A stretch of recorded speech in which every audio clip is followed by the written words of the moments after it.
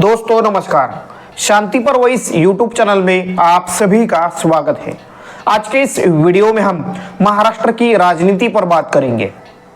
शरद पवार जी का मिशन तुतारी बीजेपी के ऊपर भारी, इस विषय पर विश्लेषण करेंगे। वीडियो को लाइक, शेयर और चैनल को सब्सक्राइब करना मत भूलिए। महाराष्ट्र में 2 महीनों बाद विधानसभा के चुनाव होने की संभावनाएं नजर आ रही है, लेकिन इस विधानसभा चुनाव से पहले सत्ता पक्ष यानी महायुति में सब कुछ ठीक नहीं है। खासतौर पर सत्ता पक्ष में बीजेपी में सबसे ज्यादा चिंता की लकीर नजर आ रही है। 2014 और 2019 में बीजेपी का महाराष्ट्र विधानसभा चुनाव में अच्छा प्रदर्शन रहा। 100 के ऊपर सीटें बीजेपी ने जीती, लेकिन क्या 2024 के विधानसभा चुनाव में बीजेपी ये चमत्कार दोहरा पाएगी? इसको लेकर अलग अलग तरह की चर्चा हो रही है। भले ही सी वोटर के सर्वे में बीजेपी के पक्ष में माहौल दिखाया जा रहा हो, लेकिन जमीनी वास्तविक परिस्थितियां इससे बिल्कुल विपरीत है। इस वक्त महाविकास आघाड़ी के पक्ष में एक अनुकूल परिस्थितियां जमीन पर नजर आ रही है और महाविकास आघाड़ी गठबंधन में सबसे ज्यादा फायदा शरद पवार जी की पार्टी एनसीपी को होता हुआ नजर आ रहा है। 2014 और 2019 के विधानसभा चुनाव में जिस प्रकार का माहौल बीजेपी के पक्ष में महाराष्ट्र में देखने को मिला, यानी एनसीपी और कांग्रेस के कई दिग्गज नेता 2014 और 2019 के विधानसभा चुनाव में या चुनाव से पहले कांग्रेस और एनसीपी को छोड़कर बीजेपी में शामिल हो रहे थे। कुछ उसी प्रकार का माहौल इस वक्त महाराष्ट्र में नजर आ रहा है, यानी वो माहौल एनसीपी के पक्ष में है, यानी शरद पवार जी की एनसीपी के पक्ष में बीजेपी छोड़ने वाले नेताओं की संख्या दिन ब दिन बढ़ती जा रही है। यानी एक तरीके से बीजेपी में इस वक्त भगदड़ मची है। बीजेपी भले ही 150 से अधिक सीट लड़ने का दावा कर रही है, लेकिन क्या बीजेपी के पास ऐसे कद्दावर उम्मीदवार क्या विधानसभा चुनाव तक बचेंगे जो बीजेपी 150 सीटों पर उन उम्मीदवारों को, उन मजबूत उम्मीदवारों को खड़ा कर सके? इसका जवाब नहीं में ही देना पड़ेगा, क्योंकि जिन नेताओं ने सत्ता की आस में या सत्ता की चाहत में 2014 और 2019 में बीजेपी ज्वाइन की थी, उन नेताओं को एक तरीके से पिछले 5 साल निराशा हाथ लगी है। और वो नेता जो इस वक्त बीजेपी में नाराज है, निराश है, वो शरद पवार जी के संपर्क में नजर आ रहे हैं। यानी बीजेपी के कई दिग्गज नेता इस वक्त शरद पवार जी के संपर्क में नजर आ रहे हैं। यानी बीजेपी छोड़ने वाले नेताओं की संख्या दिन ब दिन बढ़ती जा सकती है। इनमें कोल्हापुर से समरजीत घाटगे, जो बीजेपी के महाराष्ट्र के कद्दावर नेता देवेंद्र फडणवीस जी के नजदीकी माने जाते हैं, उन्होंने बीजेपी को छोड़ दिया है। उसी प्रकार सुधाकर भालेराव, जो बीजेपी के पूर्व विधायक हैं और वो लातूर जिले से आते हैं, उन्होंने भी बीजेपी छोड़कर शरद पवार जी की पार्टी एनसीपी में प्रवेश किया है। सूर्यकांता पाटिल, उन्होंने भी बीजेपी छोड़कर शरद पवार जी की पार्टी एनसीपी में प्रवेश किया है। ऐसे में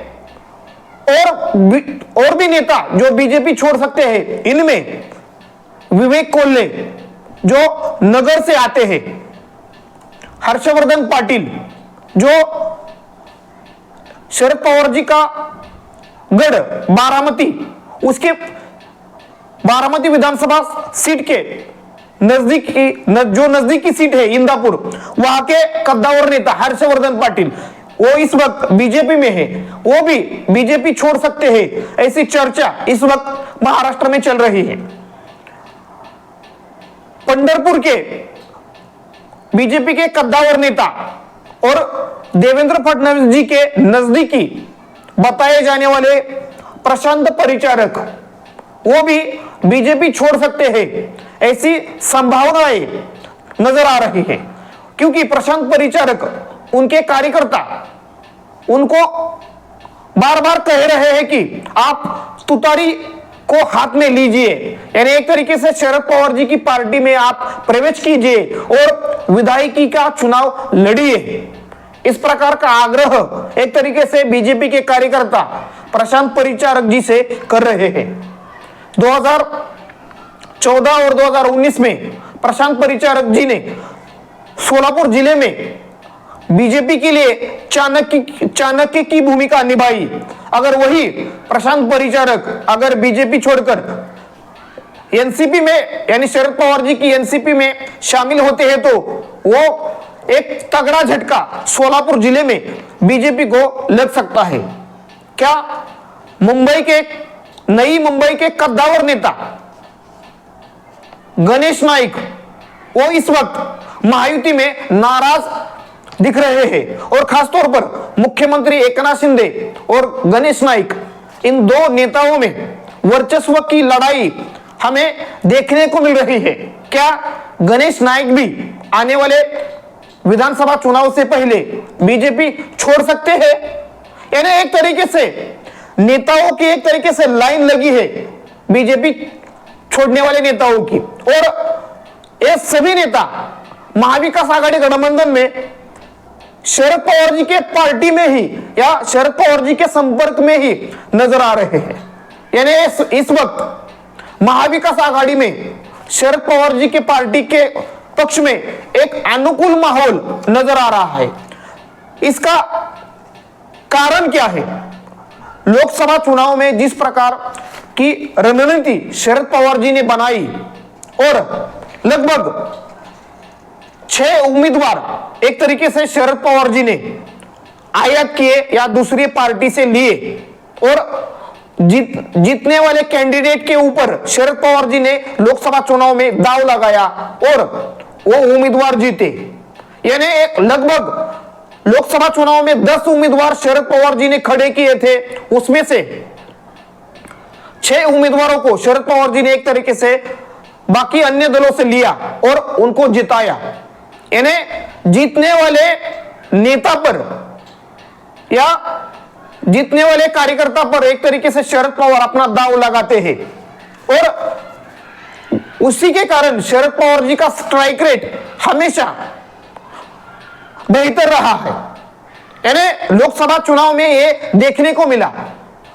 कांग्रेस पार्टी का जो आंतरिक सर्वे है जो सामने आया है, उस सर्वे में कांग्रेस पार्टी को 80 से ज्यादा सीटें मिलती हुई नजर आ रही है।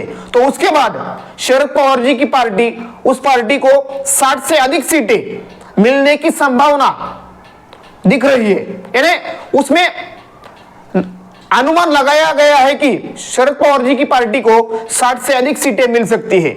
यानी महाराष्ट्र में और उस सर्वे में बीजेपी को 55 से लेकर 60 तक सीटें मिल सकती है। यानी दूसरे नंबर की पार्टी होने की लड़ाई में एनसीपी, शरद पवार जी की एनसीपी और बीजेपी, इन दो पार्टियों में लड़ाई नजर आ रही है कांग्रेस के आंतरिक सर्वे में। एक तरीके से शरद पवार जिस तरीके से अपना हर राजनीतिक कदम या दाव चल रहे हैं, उस दाव को देखें तो बड़ी शांति से शरद पवार जमीन पर रहकर जमीनी हालात को देखते हुए विधानसभा के सामाजिक जातीय गणित को देखते हुए शरद पवार सूझबूझकर विधायक चुन रहे हैं और जीतने वाले नेताओं को ही अपने पाले में लाने का शरद पवार जी का प्रयास है। और उसमें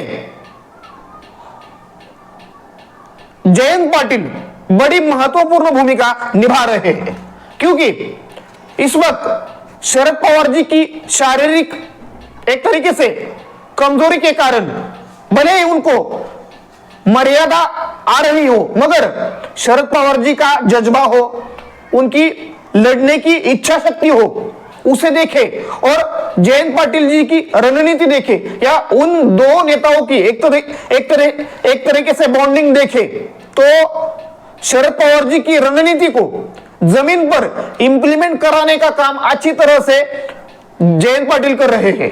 और जयंत पाटिल सीधे तौर पर कई नेताओं के संपर्क में है, यानी विधानसभा चुनाव से पहले या लोकसभा चुनाव से पहले या लोकसभा चुनाव के बाद यह बात चल रही थी कि अजित पवार गुट के कई विधायक शरद पवार जी के संपर्क में है, लेकिन अजित पवार गुट के विधायकों से पहले ही बीजेपी के कई बड़े दिग्गज नेता शरद पवार जी के संपर्क में है और पार्टी भी छोड़ रहे हैं। इसका सबसे बड़ा कारण यह है कि अजित पवार गुट का बीजेपी के साथ जाना, क्योंकि जिन सीटों पर पिछले चुनाव में बीजेपी एनसीपी के खिलाफ लड़ी थी, आज जो उम्मीदवार जो एनसीपी के विधायक चुनकर आए हैं वो बीजेपी के साथ है, लेकिन जिन एनसीपी विधायकों के खिलाफ बीजेपी के विधायक हारे थे, जो दूसरे नंबर पर रहे थे, वो विधायकों की राजनीति इस वक्त खतरे में है। ऐसे बीजेपी के कई दिग्गज नेता इस वक्त शरद पवार जी के संपर्क में है। उनमें विवेक कोल्हे, समरजीत घाटगे, प्रशांत परिचारक, हर्षवर्धन पाटिल जैसे कई कद्दावर नेता इस वक्त शरद पवार जी के संपर्क में है। विधानसभा चुनाव से पहले अजित पवार गुट के कम से कम 10 से 12 विधायक भी शरद पवार जी के साथ आ सकते हैं। इनमें ज्यादातर नासिक जिले के या सोलापुर या एक तरीके से पश्चिम महाराष्ट्र के विधायकों की संख्या उसमें ज्यादा हो सकती है। यानी इस वक्त जो जमीनी हालात नजर आ रहे हैं, वो जमीनी हालात देखें तो बीजेपी अपना जो 2009 का जो सीटें बीजेपी की चुनकर आई थी 45 46 उस तक पहुंच सकती है या 60 के आसपास बीजेपी रह सकती है, ऐसा भी नजर आ रहा है। यानी बीजेपी अपने पुराने आंकड़े पर यानी 2009 के प्रदर्शन को दोहरा सकती है। इस वक्त बीजेपी के पास 105 विधायक है, लेकिन 105 में से कितने विधायक चुनकर आ सकते हैं, इसको लेकर बीजेपी भले ही ग्राउंड जमीन से या ग्राउंड पर बड़ी स्ट्रेटेजी बना रही हो, यानी राष्ट्रीय स्वयंसेवक संघ की मदद हो या बीजेपी के कार्यकर्ताओं को उत्साहित करना हो या उनको एक तरीके से चार्ज करना हो, उसके लिए बीजेपी हर संभव प्रयास कर रही हो। लाडली बहन, मुख्यमंत्री लाडली बहन योजना हो, इसका प्रचार कर रही हो, मगर ऐसा होते हुए भी जो जमीनी हालात है वो सत्ता पक्ष के पूरी तरह से विपरीत है, यानी विरोधी है। लोकसभा चुनाव में यह देखने को मिला। बढ़ती महंगाई, आर्थिक विषमता, किसानों के धान को अच्छे भाव न मिलना हो, युवाओं की बेरोजगारी की बढ़ती समस्या हो या बाकी इससे जुड़ी और समस्याएं हल करने के बजाय समस्या दिन ब दिन बढ़ रही है। भले ही लाडली बहन जैसी योजना लाकर महिलाओं के खातों में 1,500 रुपए देने का काम भले ही एकनाथ शिंदे की सरकार कर रही हो, मगर इसका फायदा जमीन पर कम होता नजर आ रहा है। विधानसभा चुनाव से पहले जितने भी सर्वे सामने आए हैं, उन सर्वे में बीजेपी की हालात महाराष्ट्र में बीजेपी के हालात नाजुक बताए जा रहे हैं। नरेंद्र मोदी जी का जादू नहीं चल पा रहा, हिंदुत्व का कार्ड नहीं चल पा रहा, अमित शाह जी की रणनीति, देवेंद्र फडणवीस जी का प्लानिंग नहीं चल पा रहा और इसके कारण बीजेपी पूरी तरह से विचलित है। और केंद्र की राजनीति ने जो दखलंदाजी महाराष्ट्र की राजनीति में की है और उसके परिणाम बीजेपी के स्थानिक नेताओं को, कार्यकर्ताओं को भुगतने पड़ रहे हैं। इसके केंद्र की अतिरिक्त इंटरफेयर के कारण ही महाराष्ट्र में बीजेपी इस वक्त बैकफुट पर है। अगर 5 साल महाविकास आघाड़ी गठबंधन की सरकार चलती तो इस वक्त बीजेपी के अनुकूल माहौल महाराष्ट्र में दिखाई देता और बीजेपी अपने दम पर सत्ता भी बना सकती थी। ऐसा अनुकूल माहौल बीजेपी के पक्ष में रहता, वो लोकसभा चुनाव हो या विधानसभा चुनाव। लेकिन समय से पहले सत्ता हथियाने की जो कोशिश बीजेपी ने की और शिवसेना और एनसीपी को तोड़ने की जो कोशिश की और अजित पवार गुट को अपने साथ लिया, उसका एक निगेटिव इंपैक्ट बीजेपी के ऊपर गिरा पड़ा है और बीजेपी का कार्यकर्ता इस वक्त नाराज है। उस कार्यकर्ताओं को जोश दिलाने के लिए, कार्यकर्ताओं को जमीन पर लाने के लिए भले ही बीजेपी अपनी पूरी ताकत झोंक रही है या इसमें आरएसएस की मदद भी ले रही है, मगर नैरेटिव के मामले में बीजेपी महाविकास आघाड़ी के मुकाबले कई पीछे है। एकनाथ शिंदे जी की रणनीति हो या अजित पवार जी की रणनीति हो या देवेंद्र फडणवीस जी की रणनीति इस वक्त नहीं चल पा रही और इसकी चिंता बीजेपी के केंद्रीय नेतृत्व को है। किसी भी हालत में महाराष्ट्र का चुनाव जीतना बीजेपी की जरूरत है, मगर ये होता नजर नहीं आ रहा।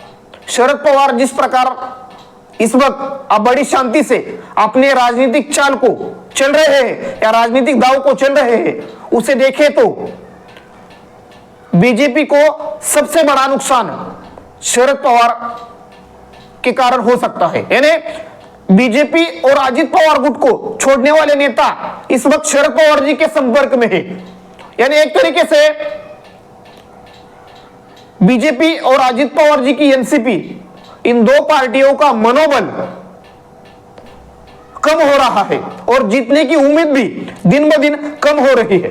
यानी जमीन पर इस वक्त ऐसी नाराजगी बीजेपी और महायुति के खिलाफ नजर आ रही है, उसे देखें तो बीजेपी को बड़ा नुकसान इस चुनाव में उठाना पड़ सकता है। भले ही सी वोटर का सर्वे कुछ भी दिखा रहा हो, जमीनी हालात उससे विपरीत है।